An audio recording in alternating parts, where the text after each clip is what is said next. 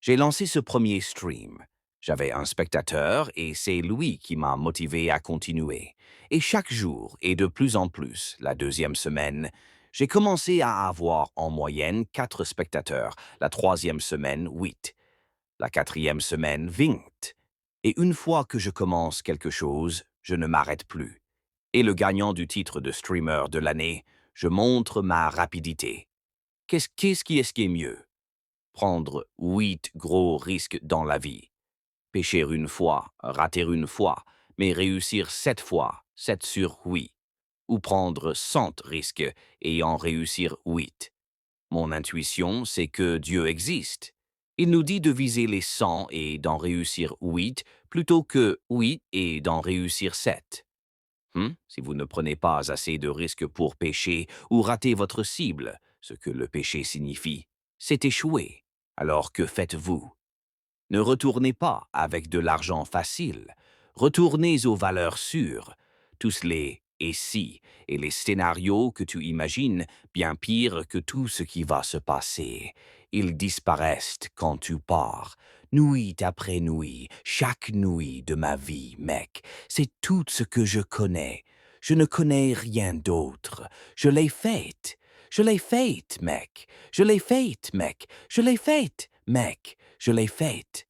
Et si je fais tout ce travail, et si je réussissais tout ça, et si je changeais complètement de vie, et si je faisais ce travail pendant les 10 prochaines années et que ça ne marchait pas, et que je ne sois pas choisi, et si je devenais quelqu'un que personne ne croit que je peux être, rien que d'en parler, j'ai des poils qui poussent d'eau sur mon bras, tellement ça me fait dire «et si».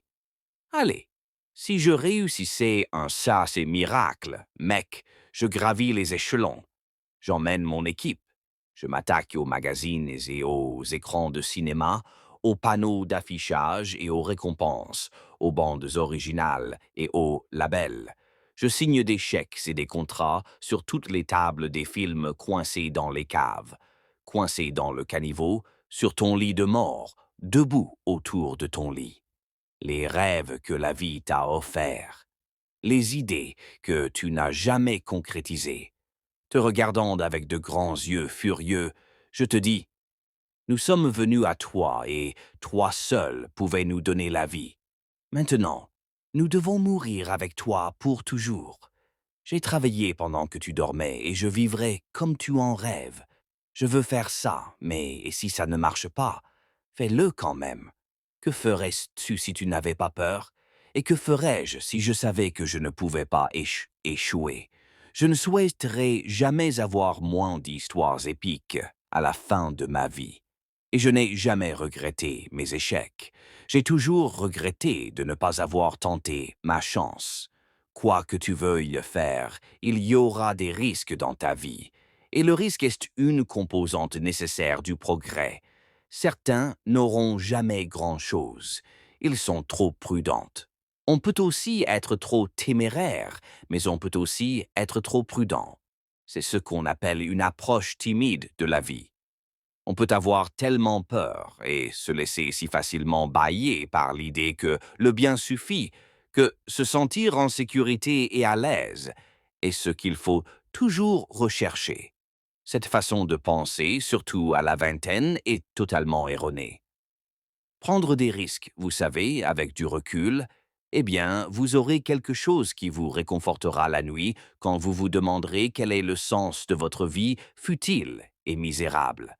Faire ce que l'on veut faire et désirer ce que l'on désire est si difficile et si rare parce que nous sommes faits pour nous conformer. Si vous voulez aller plus loin, vous devez vous réinventer. Vous savez, cette chose que vous avez vraiment envie de commencer à faire, mais vous craignez le jugement des autres. Vous devriez le faire. Vous devriez absolument le faire. Je veux que vous commenciez à adopter cet état d'esprit qui consiste à prendre des risques et à viser haut. J'ai découvert que rien dans la vie ne vaut la peine d'être vécu si l'on ne prend pas de risques. Rien. C'était un gros risque, une grosse chance, et il n'y avait aucune garantie de retour. C'était un aller simple, peut-être. Je suis entraîneur principal de football américain au lycée, et ce jusqu'à aujourd'hui. Prenez les plus grands risques de toute votre vie maintenant. N'oubliez pas, vous avez le temps. Je me suis dit que si je ne réussissais pas dans l'entrepreneuriat, j'aurais une sacrée histoire à raconter à l'école de commerce. Et c'était en fait l'argument raisonné que je me donnais pour être prêt à abandonner, car votre ADN, ce que vous êtes en tant que personne, est intimement lié à vos rêves. Et ce que ce monde vous a fait, c'est vous enlever cela, car ils savent que si vous savez qui vous êtes, qui vous rêvez, et que vous réalisez votre rêve, vous ne travaillerez probablement pas pour la plupart d'entre eux. Vous devez avoir la foi. Vous devez croire en vous. Vous devez croire en vos capacités. Vous devez croire en votre service, votre entreprise, vos idées, sans aucun doute. Vous devez avoir la foi. Et cette foi te donne la patience. Tu n'as qu'une vie à vivre. Qu'il pleuve, qu'il neige ou qu'il fasse beau, le moment est venu. Ce n'est pas le moment d'accepter le travail que maman voulait pour toi. Ce n'est pas le moment d'amasser un maximum d'argent pour pouvoir t'acheter une grosse voiture. Ce que tu devrais faire, c'est voyager et apprendre. Lance-toi et crée cette entreprise dont tu as toujours rêvé.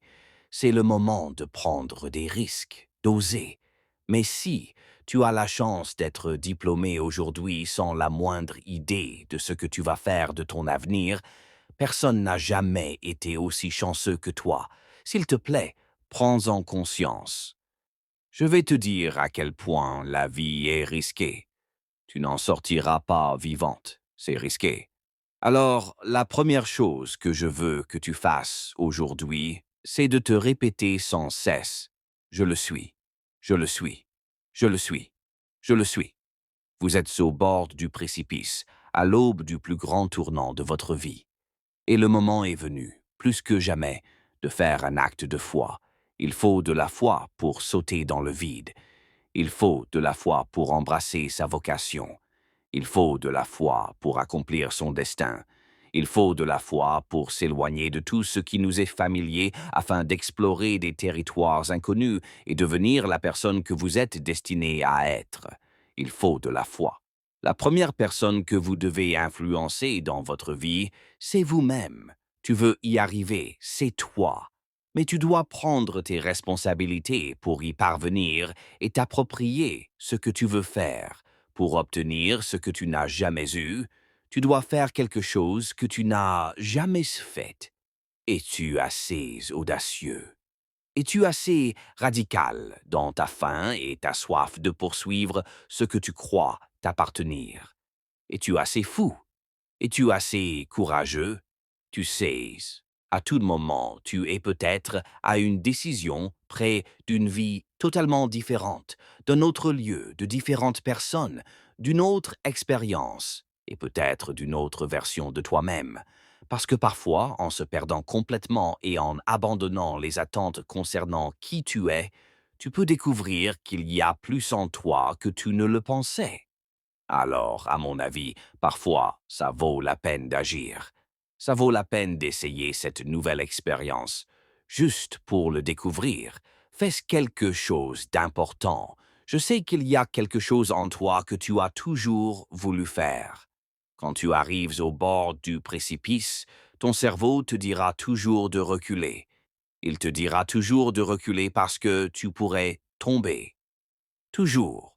Il te dira de reculer parce que, avant d'échouer, la dernière fois que tu as fait ça, tu as vu quelqu'un d'autre échouer. Tu pourrais te blesser. Tu pourrais être en arrêt maladie. Il te le dira. Il est conçu pour te protéger. Alors, tu dois être prêt à jouer entre ton cerveau et ton âme. Et certains jours, tu dois simplement écouter ton âme. Et tu dois te dire, je vais me lancer. Je vais atteindre le bord. La plupart des gens sont au bord du précipice et toi, tu es là, immobile.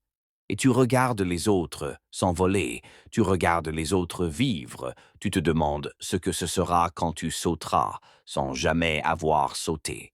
Et je suis juste là pour te dire, saute. Parce qu'il n'y a que trois choses qui peuvent t'arriver. Soit tu vas sauter et t'envoler, soit tu vas sauter et retomber sur quelque chose de mou, soit tu vas tomber lourdement. Quoi qu'il arrive, tu vas te relever. Tu sais déjà que tu as ce qu'il faut pour te relever. Ta plus grande peur n'est pas de tomber. Ta plus grande peur est de vivre une vie pleine sans jamais t'envoler, de ne jamais avoir osé faire un bond. Tu n'as pas peur de mourir, tu as peur de mourir avant que le monde voie qui tu es vraiment, avant qu'il ne voie vraiment ton empreinte, avant qu'il ne sente vraiment ton souffle, avant qu'il ne voie vraiment ta contribution, avant qu'il ne te ressente vraiment. C'est ce que tu ne veux pas qu'il arrive.